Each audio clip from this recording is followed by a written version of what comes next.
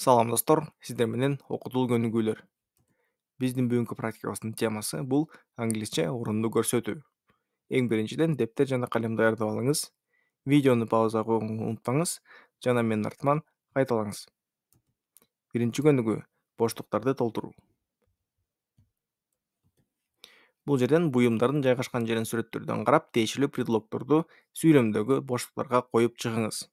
Мисалы, The cat is under the box. Эми видеону паузага коюңуз жана тапшырманы аткарыңыз. Туура жооптор болсо мындай. The cat is next to the box. The ball is under the box. Кийинкиси. Видеону паузага коюңуз дагы тапшырманы аткарыңыз. Туура жооптор болсо мындай.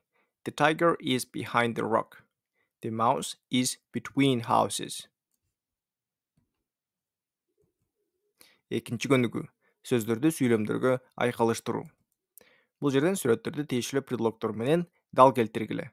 Бир предлог ашыкча. Эми видеону паузага коюңуз дагы тапшырманы аткарыңыз. Туура жооптор болсо мындай. Биринчиси next to. Экинчиси under. Үчүнчүсү on. Төртүнчүсү behind. Үчүнчү көнүгүү. Бөлмөнү өз алдынча сүрөттөө. Бул жерден сүрөттөгү бөлмөнү карап, өз алдыңызча аны сүрөттөп көрүңүз. Сизге төмөнкү сөздөр жардам берет.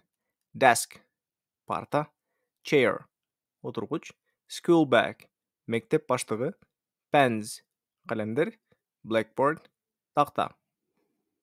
Эми видеону паузага коюңуз дагы тапшырманы аткарыңыз. Жакшы. Ушуну менен сабагыбыз бүттү. Кийинки сабактарда көрүшкөнчө.